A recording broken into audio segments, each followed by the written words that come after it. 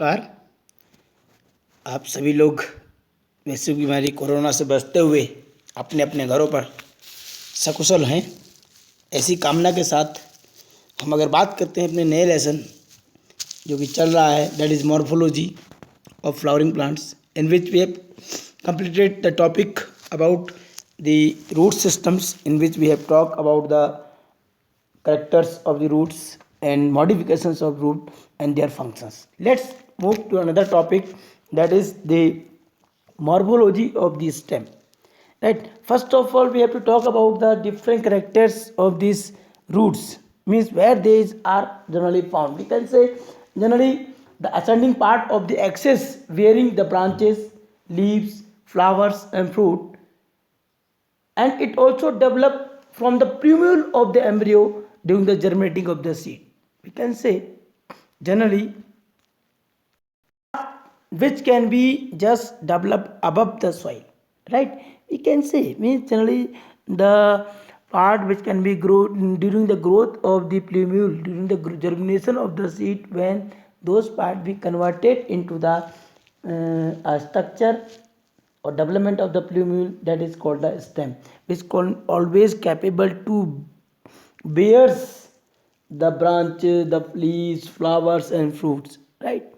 And they can collectively, they all are known as the shoot system, right? And the main axis of this shoot system, that is called the stem in that particular condition. Especially we can say generally this shoot, or we can say this stem is can be always negatively hydrotropic moment, negatively geotropic moment, and positively phototropic moment. Means as you already learned in your previous classes during the moments in the plants, in which you have talked about this moment of the hydrotropism, geotropism, and phototropism. Means we can say the growth of the stem is always phototropic or positive phototropic, because the growth of the stem is always occurs towards the light, right? It can always oppose the gravity, we can say, or gravitational force, as well as the hydrotropic moment also. So in that condition it is negatively growth, but during the light we can say it is the positive or positive phototropic, right? We can say the stem bears a terminal bud and axillary buds in the axis of the leaf for the development or for the growth one. Evenly we can say they can show the different structures, that is called nodes, internodes, where the nodes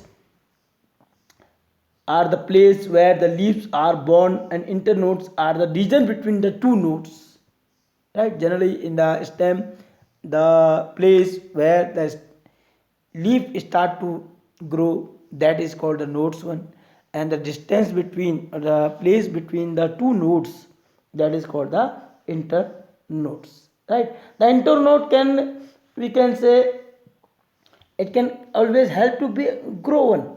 Evenly we can say they can bear buds which may be terminal or axillary bud, right? If we can talk about the bud, what about the bud? Bud is a embryonic shoot that has a growing point surrounded by the closely packed immature leaves, right? Means bud is the place, bud is the embryonic structure of the shoot where is surrounded by the different number of the developing leaves, right? We can say when buds grows, the internodes become longer and the leaves spread out, resulting the formation of the young shoot part of that plant, right? Evenly we can say that the largest axillary bud is cabbage.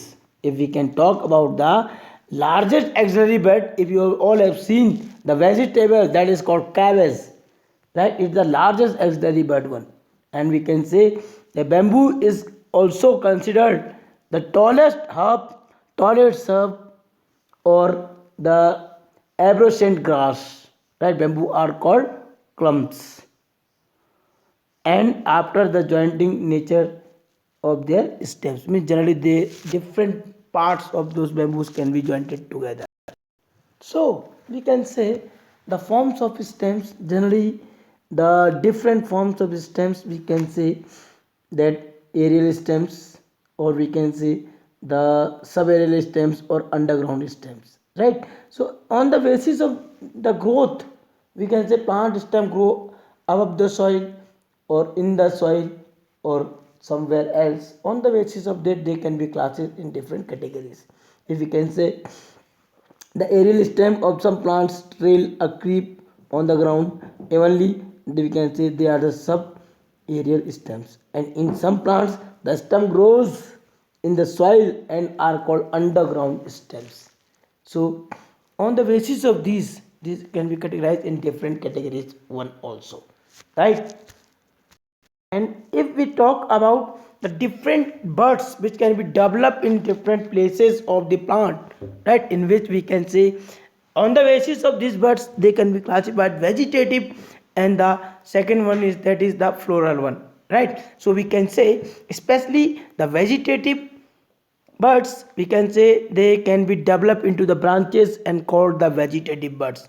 Just especially apical buds located at the apex of the stem, axillary bud located in the axil of the leaves, and accessory buds that locate on the side of the above axillary buds, and adventitious buds that are located at the areas other than the nodes one.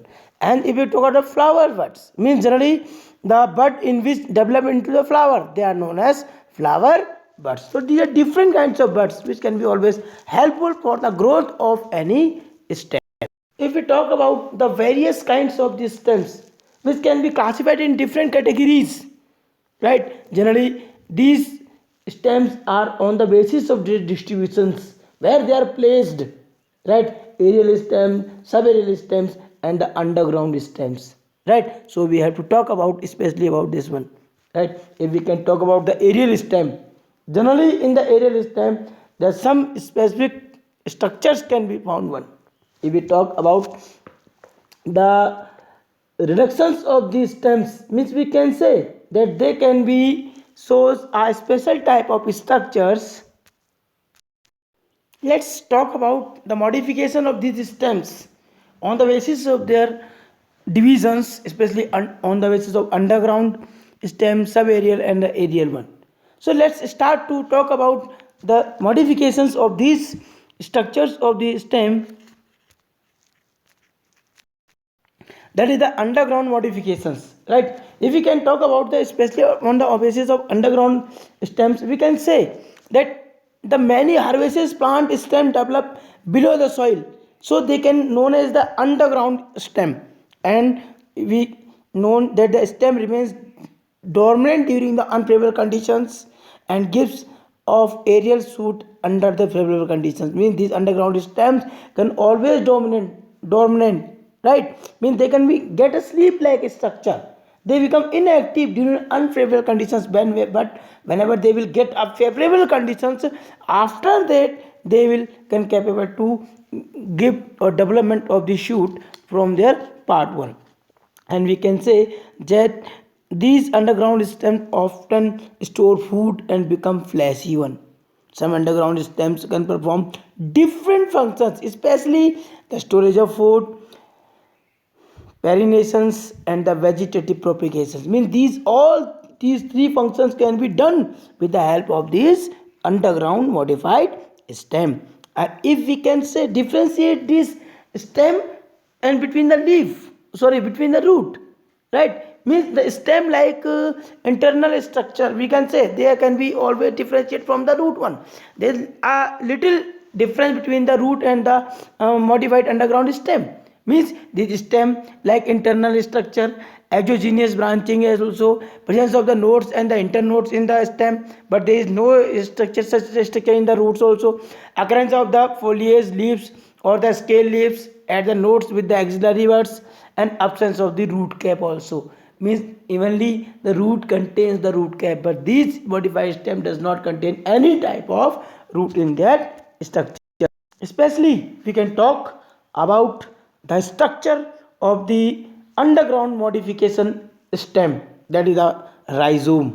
I think everybody is known about this rhizome. Means we can say it is a thick stem growing horizontally beneath the soil surface, right? And we can say it is a distinct leaf buds in their axis in that particular conditions. Or we can say, especially then they can show the distinct nodes, internodes. It possesses the terminal buds and axillary buds in the axial and the scales leaf present on the nodes also. If you all are familiar with the ginger, right? I think everybody will generally related to ginger and the turmeric as well as the banana also. Means they can show the such type of modified rhizome structure where they do not show a specific root development, but they can have a scaly leaf where at the nodes one, and these rhizomes are remains dormant under the soil at the one set of the favorable conditions. Means before they will not get favorable conditions, they are not going to grow one. And the terminal bud grows into the aerial shoot which dies at the end of the favorable seasons. Means these have a terminal bud which can be always grows in the formation of shoot, but later on after germinating that can be die one. So especially as you can see into the ginger that is called gingiber officinale, and the turmeric that is called the curcuma domestica, right? So these are the modified stem of the rhizome formation. Then another one we can say there is another stem that we can again talk about this one, especially that how they are going to be grown one.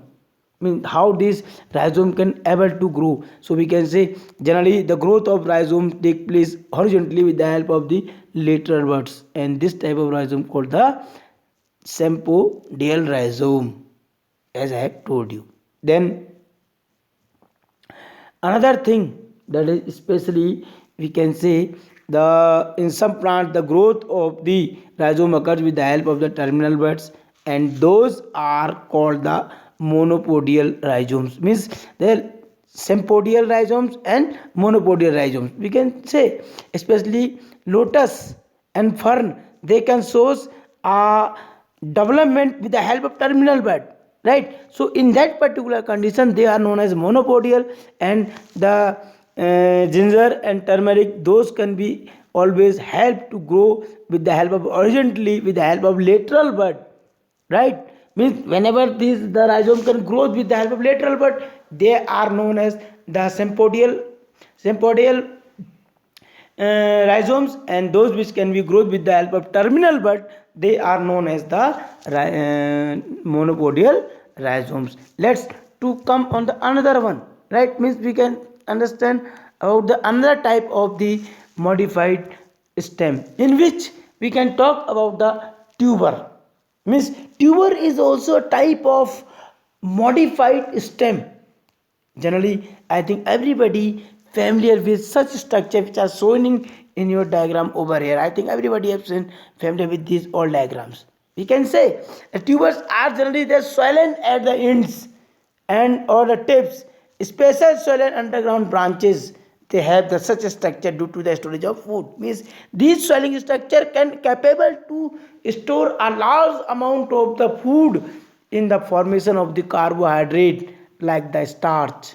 And we can say the tubers show nodes and the internodes bearing scales leaves with the axillary buds commonly called eyes, right? Means we can say these tuber has many notches on the surface called eyes. Means they are the special such structures which can be shown with the help of axillary buds, that is called the eye one. Later on we can say this actually reduced from the internodes which can be grown into new plants. Means with the help of these eyes the new plant can be developed. Especially we can say under the favorable conditions these eyes sprout and produce a aerial shoot. Whenever we can put these tuberous structure these eyes into soil, and after their favorable condition they can be grown as in a aerial shoot also. We can say these tubers can also help for the vegetative propagations, right? Means from the vegetative part a new plant can be developed over there.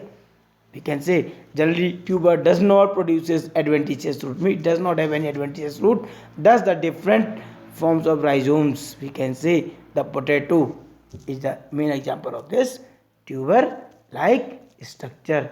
Later on the another, we can say this bulb like structure after this tuber, right? The bulb generally we can say it is a highly reduced disc like stem which can be bear a large number of fibrous adventitious root at its base one, right?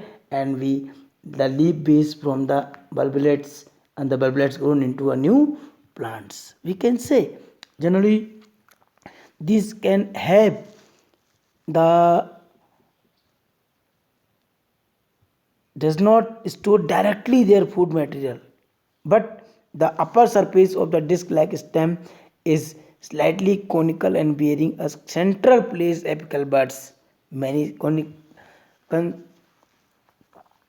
concentrically arranged and overlapping scales over there, right? Only we can say the inner scales leaves are leaf bases store food and thick and fleshy, while the outer few scales leaves remains thin and dry are productive in functions. अगर आपने कभी भी लहसुन को देखा होगा तो लहसुन के बाहर जो आउटर मोस्ट कवरिंग होती है, राइट, वो स्केली होती है, ड्राई होती है और विदाउट स्टोरिंग ऑफ फूड होती है, लेकिन जो लहसुन की कलियां होती हैं उसके अंदर आपने देखा होगा द फूड स्टोरेज होता है.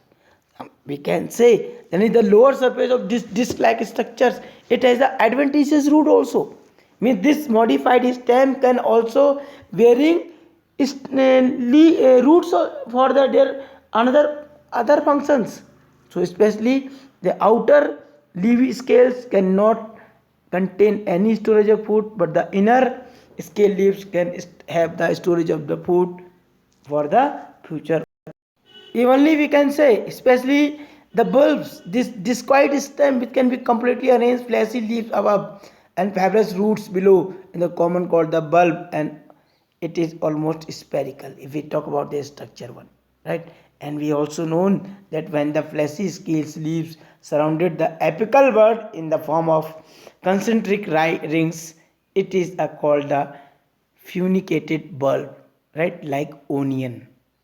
But on the other hand means whenever such type arrangement can be seen, right, we can say when the fleshy scales leaves surrounded the apical bud in the form of the concentric rings, it is called the funicated bulb.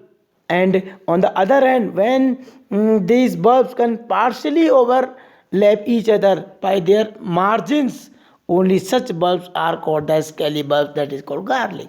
आपने अगर प्याज और लहसुन में अंतर देखा होगा तो दोनों में अंतर होता है कि जो आपके ओनियन है, ओनियन में क्या होता है कंसेंट्रिक रिंग होता है एपिकल कंडीशन पे, राइट, लेकिन जो दूसरे कंडीशन है उस पर आपका ये नहीं रहता है.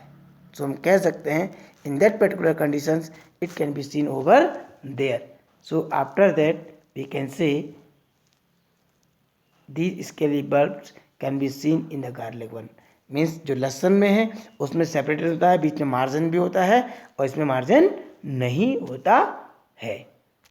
To talk the last type of the underground stem, that is the corm, right? We can say it is a solemn condensed form of the